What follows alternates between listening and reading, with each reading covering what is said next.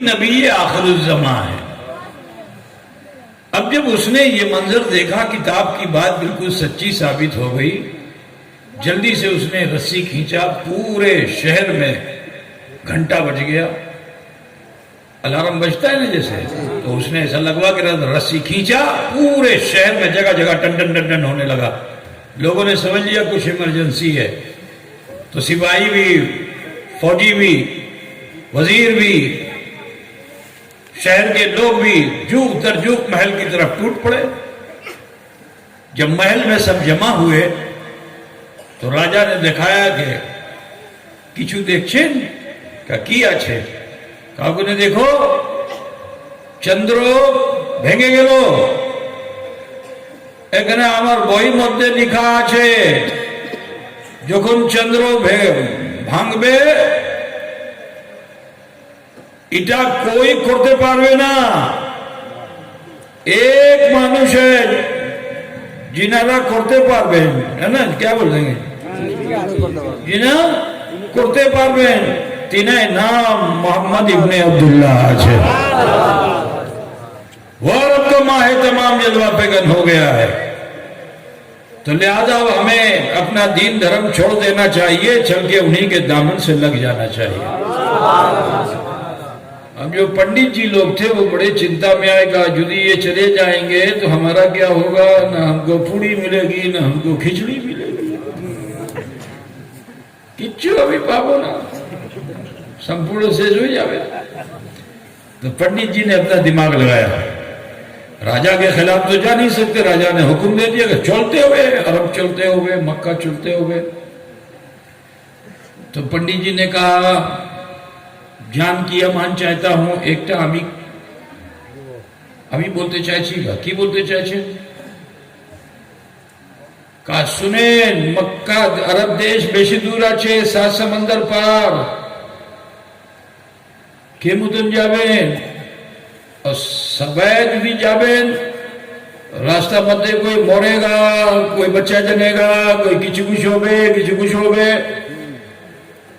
तो सबको अभी क्यों जान जोखम में डालते हो, पहले इसकी तहकीक तो कर लो कि जिटा तुम्हें देख लेन छिटा आखिर धोखा तो नहीं, तो किसी को वहां भेजो ताकि वो वहां जाकर के तहकीक करे। जब वो लौट कर आएगा और हमको जब बताएगा उसके बाद फिर हम चलेंगे। राजा की समझ में भी बात आ गई कि सबको क्यों कष्ट दिया जाए, पहले कोई आदमी जाए जाके अपनी चौक से देख करके आए। तो वहां एक वजीर थे, उनका नाम था रतन सिंह। क्या नाम था? रतन सिंह। उनको चुना गया, कहा रतन सिंह तुम ही जाओ और मक्का जाकर के तुम्हें तहकीक करो कि जिटा ये वाकया होलो सीटा सत्तो कि सत्तो नहीं, मोहम्मद इब्ने अब्दुल्ला पैदा हो गए कि नहीं। अब रतन सिंह को तैयार किया गया, ये गए। उस जमाने का सफर तो बड़ा मुश्किल था, पैदल जाना है, घोड़े से जाना है, बैलगाड़ी से जाना है। बहरहाल जैसे तैसे सफर करते करते 6 महीने में पहुंचे। अब जब 6 महीने में पहुंचे, मक्का जब पहुंचे, काबे के पास पहुंचे, तो देखते क्या हैं कि कुछ लोग हैं कि जो एक घर के चारों तरफ चक्कर लगा रहे हैं। तो ये चीज तो हिंदुस्तान के काफिरों के लिए कोई खास बात नहीं है, क्योंकि यहां भी लोग परिक्रमा करते हैं, चक्कर लगाते हैं ना, देखा है ना। लेकिन उनकी नजर में जो चीज खास आई वो ये कि कुछ दूर पे कोई शख्स है जो ऊंट पे बैठा हुआ है और परवाना वार लोग उसके गिरदा गिर्द झूम रहे हैं, झुरमुट लगाए हुए हैं। तो जिज्ञासा हुई उन्हें कौन। तो आदमी जब जिज्ञासा में होता है तो करता क्या है, मजमा जब भीड़ लगी रहती है ना तो उसको ऐसे फाड़ता है, चीरता हुआ जाता है। तो ये चीरते चीरते जब करीब पहुंचे ना रतन सिंह, تو میرے رسول سے کوئی بھاشا ایسی نہیں کہ جو میرے رسول نہ جانتے ہو. پانکھی کی بھی بھاشا جانتے میرے رسول. پانکھی تو پانکھی ہے, پاتھر کی بھی بھاشا جانتے میرے رسول ہے نا. جو نہ بولے اس کی بھی بولی جانتے ہیں مصطفیٰ ہے نا. تو آپ نے جیسے ان کو دیکھا تو فرمایا بنگلہ بھاشا, ارے بنگلہ کہہ رہے ہیں, سنسکرت بھاشا میں سبائے کشل منگل اچھے سمجھ لو بنگلہ نا, کشل منگل. اتنا جو سنا انہوں نے نا تو حیرت کرنے لگے, یہ عرب کا باشی میری بھاشا بول رہا ہے. ہو نہ ہو میں نے بھی پڑھا ہے کہ جو نبی آخر الزماں ہوگا وہ ساری زبانوں کا جانکار ہوگا.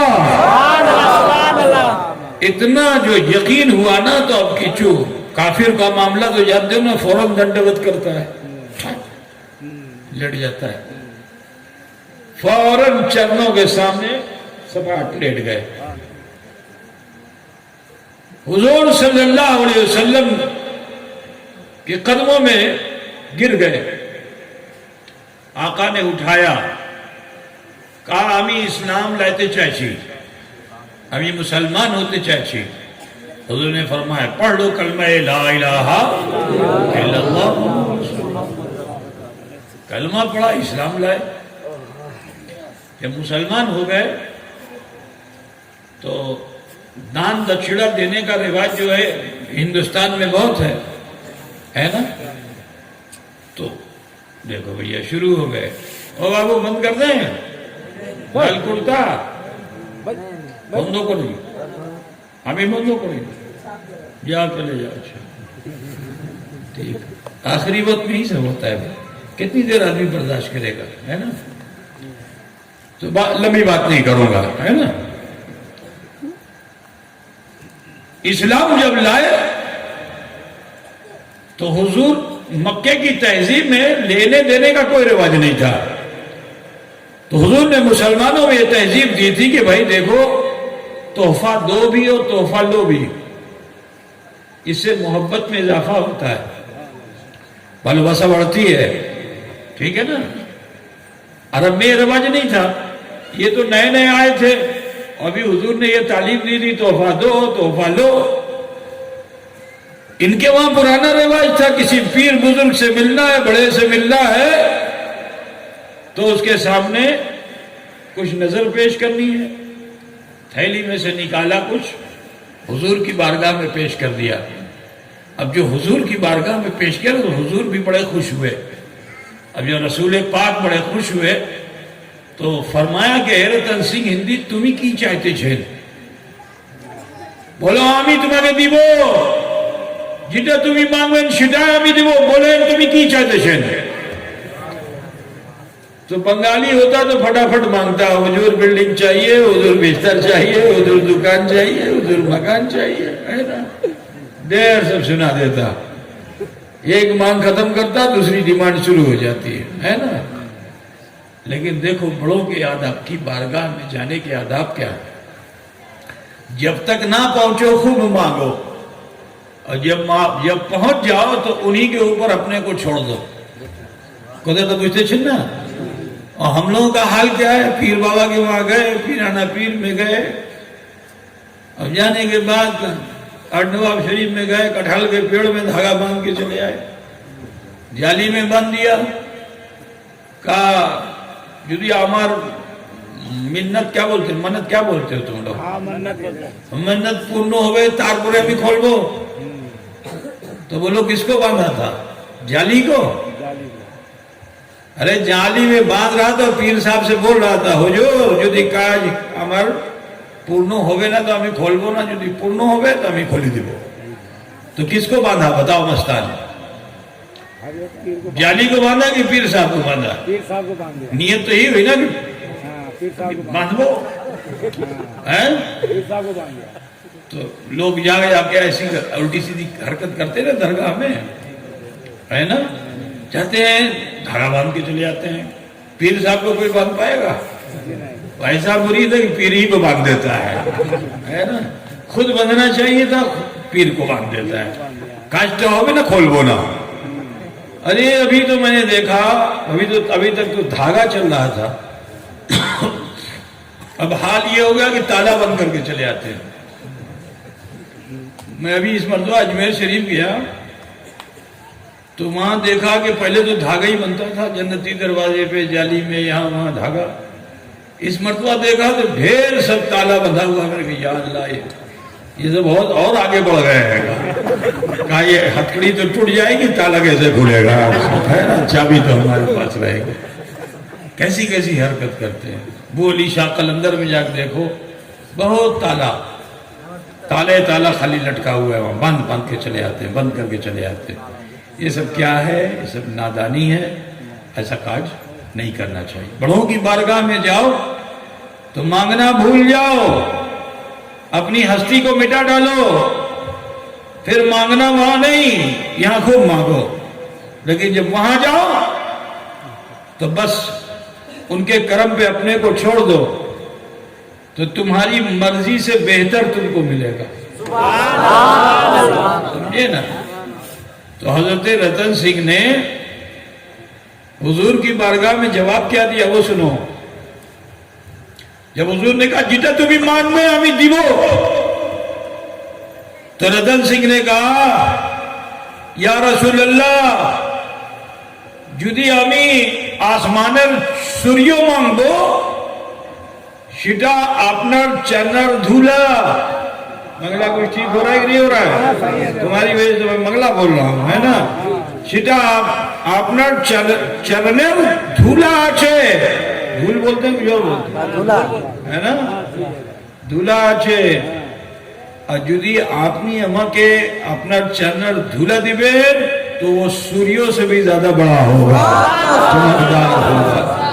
बुझ गया ना. ये है राजी करने का ढंग. और तुम लोग देते हुए, छिला देते हुए, हुजूर छिला देते हुए, ये जो मिजाज है इसको बदलिए. बुजुर्गों से लेना है, अदब को सीखिए, है ना. अदब सीख लोगे तो बहुत कुछ पा जाओगे. अदब बहुत जरूरी चीज है. बहरहाल तो हुजूर बहुत खुश हुए. उस समय जानते हो हुजूर ने क्या फरमाया? ऐ रतन, तुम हिंदुस्तान के रहने वाले हो और हिंदुस्तान का आदमी मरना नहीं चाहता है. अभी मस्तान से कहो तुम्हें मोरबेन कहा हुजूर जो भी तो छेला पेला की शादी ब्याह करना है, कहने मोरे जाओ. ना हुजूर दुआ करो ना कि जीवन हो, छेला पेला शादी जिम्मेदारी निभागे तब जाए, है ना. खबर में पैर लटकाए हुए बूढ़ावे मरना नहीं चाहता. ये हिंदुस्तान का तहजीब है, कल्चर है. मेरे हुजूर मिजाज से वाकिफ. आका ने फरमाया देखो तुम हिंदुस्तान के रहने वाले हो और जो हिंदुस्तान के लोग होते हैं वो जीवन चाहते हैं. यहाँ की तहजीब मालूम है ना.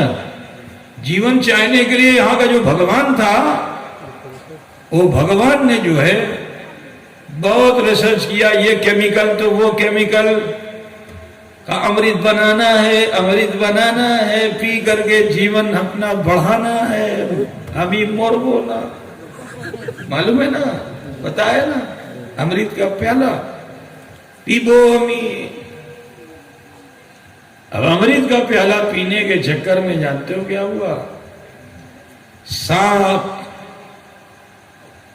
इतना नशे वाला आदमी था वो. पहले देखो जो नशा करता है उसका नशा कैसे बढ़ता है? पहले गांजा पिएगा, फिर चरस पिएगा, फिर और आगे बढ़ेगा तो कोकीन है और न जाने क्या क्या होता है. सब इस तरह के आइटम पीने लगता है. अल्लाह ना करे कि तुम्हारे देश में ये सब हो, है ना. अब उससे भी नशा जो है वो चढ़ता नहीं है. तो कुछ लोग ऐसे होते हैं कि वो रेलवे लाइन पर तांबा रख देते हैं और जब ट्रेन उसमें से पास होती है तो उस तांबे में जहर आ जाता है, उसको चबा के खा जाते हैं. उससे भी नहीं सुकून मिला तो क्या करेंगे? सांप लेंगे, सांप, और सांप से अपनी जुबान डसवाएंगे. कुछ दिन तो राहत मिलती है, बाद में वो सांप भी